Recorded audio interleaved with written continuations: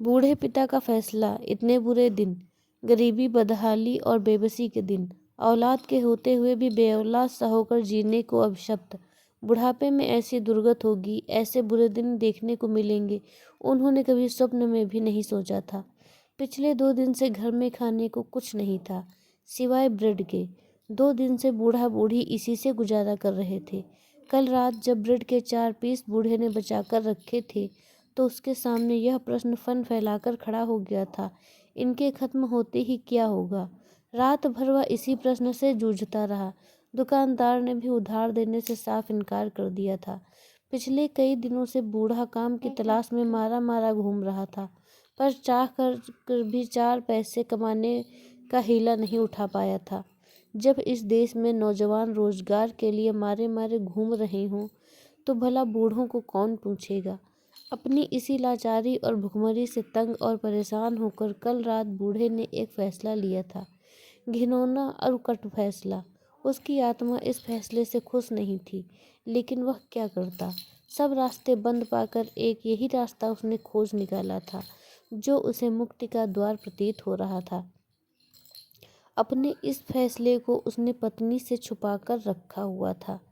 सुबह 2 पीस पानी में भिगोकर बूढ़े ने अपनी बूढ़ी पत्नी, जो हर समय बिस्तर पर पड़ी रहती थी, स्वयं को अपने हाथों से खिलाए थे और शेष बचे 2 पीस उसने शाम के लिए संभाल कर रख दिए थे, ऐसी जगह जहां चूहों के आक्रमण से बचे रह सकें।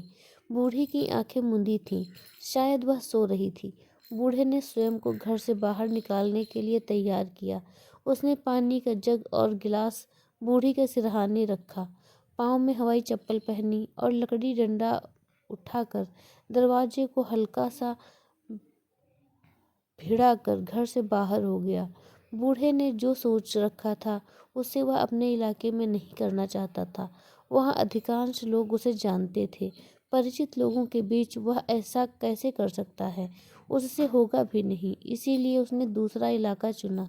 इसके लिए उसे काफ़ी चलना पड़ा था, जिसके कारण पैरों में दर्द होने लगा था और सांसें फूलने लगी थीं। लेकिन उसने हिम्मत नहीं हारी और चलता रहा। बाएं पैर की चप्पल तकलीफ दे रही थी, उसमें पैर ठीक से फंसता नहीं था, बार बार चप्पल का रबड़ निकल रहा था। अब वह जहाँ खड़ा था वह एक व्यस्त चौराहा था।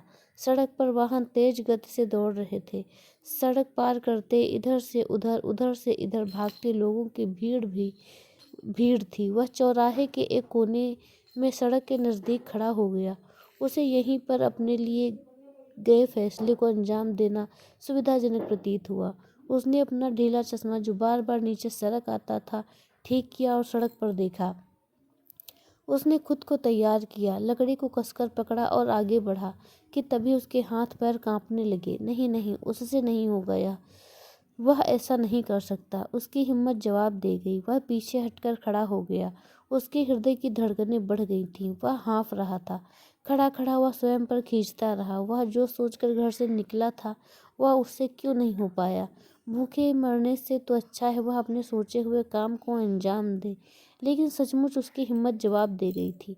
ऐसा काम उसने जिंदगी में कभी नहीं किया था। करना तो दूर, इसके बारे में सोचा तक नहीं था। कभी नौबत ही नहीं आई थी। जीवन के आखिरी पड़ाव पर ऐसा करना शायद किस्मत में लिखा था। सामान्य होने में बूढ़े को कुछ समय लगा। उसने चेहरे पर कई दिनों से बढ़ी खुदरी दाढ़ी पर हाथ फेरा, इधर उधर देखा और बुदबुदाया, नहीं, यह जगह ठीक नहीं है। वह फिर चलने लगा था। तेज धूप और गर्मी में वह पसीना पसीना हो उठा था। गला सूख गया था और प्यास तेज हो उठी थी। प्यास ही क्यों, भूख भी सिर उठा रही थी। भूख को तो जैसे तैसे वह मारता आ रहा था, लेकिन प्यास को रोक पाना संभव न होता था। पानी ही तो था जिससे भूख और प्यास दोनों को ही शांत करने की वह लड़ाई पिछले 2 दिनों से लड़ रहा था। उसने इधर उधर नल की तलाश में दृष्टि घुमाई। कहीं आसपास नल नहीं दिखाई दिया। हांफता घिसता हुआ वह स्थानीय बस अड्डे पर आ पहुंचा, जहाँ बहुत भीड़ थी। एकाएक बूढ़े ने सोचा कि वह अपना सोचा हुआ काम चलती बस में भी तो कर सकता है। चलती बस में उसने देखा, गेट पर कई बसें चलने को तैयार खड़ी थीं। सवारियों से ठसाठस भरी, कई लोग खिड़की पर भी लटके हुए थे। वह धीमे धीमे कदमों से उधर बढ़ा और सबसे अगली बस की खिड़की के पास जा खड़ा हुआ। बस चलने ही वाली थी। उसने अपने आप को तैयार किया। एक पल ठिठका, फिर लकड़ी पकड़े पकड़े बस का डंडा पकड़ने की कोशिश करने लगा। तभी सवारियों ने चिल्लाना शुरू कर दिया, अरे ओ बुड्ढे, कहाँ जाना है? इसमें बहुत भीड़ है, तू न चढ़ पाएगा, मरेगा गिरकर। बस एक झटके से चल पड़ी। वह गिरते गिरते बचा। प्यास फिर सिर उठाने लगी थी।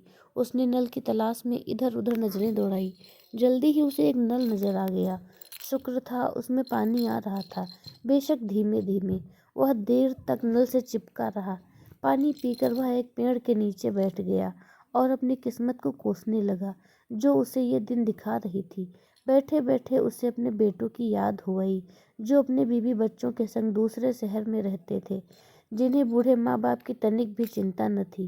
पिछले 7-8 महीनों में एक बार भी झांक कर नहीं देखा था कि बूढ़ा बूढ़ी जिंदा भी हैं या नहीं। पिछले माह पत्नी के अधिक बीमार हो जाने व दवा दारू के लिए पैसे न होने पर वह गया था बेटों के पास, किंतु अपमानित होकर लौटना पड़ा। और लौटकर उसने कसम खाई थी कि जब तक सांस वह बेटों के आगे गिड़गिड़ाएगा नहीं। दोपहर हो चुकी थी और वह अभी तक अपने लिए गए फैसले के अनुसार कुछ भी न कर पाया था। तभी उसने अंतड़ियों में ऐंठन महसूस की। वह बुदबुदाया, ऐसे कब तक चलेगा? कुछ हिम्मत तो करनी ही होगी। और वह अड्डे के अंदर तेजी से प्रवेश करती एक बस की ओर बढ़ा। बस उसके बिल्कुल करीब आकर रुकी। उतरने और चढ़ने को उतावली हुई सवारियों की धक्का मुक्की में वह औंधे मुंह गिर पड़ा। लकड़ी हाथ से छूट गई और चश्मा एक ओर जा गिरा। किसी ने उसे उठाकर खड़ा किया और साथ ही चश्मा और लकड़ी भी उठाकर दी। चश्मा टूटने से बच गया था। वह उसे आंखों पर उठाते हुए लकड़ी थामे एक ओर जा खड़ा हुआ। गिरने से उसकी कोहनियाँ छिल गई थीं और दर्द कर रही थीं। कुछ ही दूरी पर रेलवे स्टेशन था। भूख प्यास से व्याकुल और थके टूटे शरीर को घसीटता हुआ वह स्टेशन तक ले आया था। कोई गाड़ी आकर लगी थी। रिक्शे वाले सवारियों की ओर लपक रहे थे। प्लेटफॉर्म पर जाने वाले पुल पर भीड़ थी। वहाँ कई भिखारी कतार में बैठे भीख मांग रहे थे। हे बाबू, रे बेटा, हे माई, तेरे बच्चे जिए, भगवान तेरा भला करे की गुहार लगा रहे थे। बूढ़े को यह जगह उपयुक्त लग रही थी। धीरे धीरे वह अपने अंदर हिम्मत बटोरने लगा। इस बार उसके हाथ पैर नहीं कांपे। उसे लगा वह अपने भीतर पर्याप्त ताकत बटोर चुका है। अब उसे आगे बढ़कर तभी एक तेज सीटी की आवाज़ के साथ इंजन ने खिसकना प्रारंभ कर दिया। धीरे धीरे रेल गति पकड़ती गई और एक के बाद एक डिब्बा उसके आगे से गुजरता चला गया। वह कुछ न कर पाया। जहाँ खड़ा था वहीं खड़ा रह गया, मानो उसके पैर धरती से चिपक गए हों। प्लेटफॉर्म पर अब इक्का दुक्का लोग रह गए थे। वह फिर असफल रहा था। घोर निराशा और हताशा के चिन्ह उसके चेहरे पर स्पष्ट दिखे जा सकते थे। शाम होने को थी। उसे बूढ़ी बीमार पत्नी का ख्याल हो आया। मायूस सा वह घर की ओर दौड़ पड़ा। दिन भर चलने और खड़ा रहने के कारण उसके पैर सूज गए थे और टांगें दुखने लगी थीं। जैसे ही वह घर में घुसा, उसे छिपाकर रखी ब्रेड का ख्याल हो आया। बूढ़े ने लपक कर वहाँ हाथ मारा जहाँ उसने ब्रेड के 2 सूखे पीस छुपाकर रखे थे। पीस अपनी जगह सही सलामत थे। बूढ़े ने राहत की सांस ली। तभी बूढ़ी ने उसकी ओर देखा। वह फुसफुसाई, कहाँ चले गए थे? मेरा दम निकलने को है, कुछ खाने को दो। बूढ़ा बचे हुए ब्रेड के पीस भिगोकर बूढ़ी के मुंह में डालने लगा। ले, बस यही है, इन्हें खा ले। तुमने कुछ खाया? बूढ़ा कुछ नहीं बोला। उसकी आंखों में आंसू थे। मैंने पूछा, तुमने कुछ खाया? बूढ़ा अब सिसकने लगा था। बूढ़ी के शरीर में हरकत हुई। वह अधलेटी सी होकर बिस्तर पर बैठ गई। नहीं, तुम भी खाओ। बूढ़े ने भीगे ब्रेड की बुर्की भरी और शेष बची ब्रेड बूढ़ी के मुख की ओर बढ़ा दी। तभी उसकी रुलाई फूट गई। मुझे ऐसा नहीं करना चाहिए था। इतनी मेहनत किसी और काम के लिए की होती तो शायद मैं कामयाब हो गया होता। मैंने एक गलत फैसला लेकर सारा दिन बर्बाद कर दिया। फैसला? कैसा फैसला? बूढ़ी ने घबराकर पूछा। मैं सारा दिन भूखा प्यासा शहर में घूमता रहा, पर जो सोच कर निकला था वह नहीं कर पाया। हिम्मत ही नहीं पड़ी। मैं लोगों के आगे हाथ नहीं फैला पाया। मैं भीख नहीं मांग पाया। कहते कहते बूढ़े ने अपना चेहरा अपनी दोनों हथेलियों में छिपा लिया। माँ बाप तो नसीब से मिलते हैं। हमारी ज़िंदगी बनाने में वो अपनी पूरी ज़िंदगी लगा देते हैं और जब उनको हमारी ज़रूरत होती है तो हम उनको छोड़कर चले आते हैं। यह बुढ़ापा तो एक दिन हमको भी आएगा।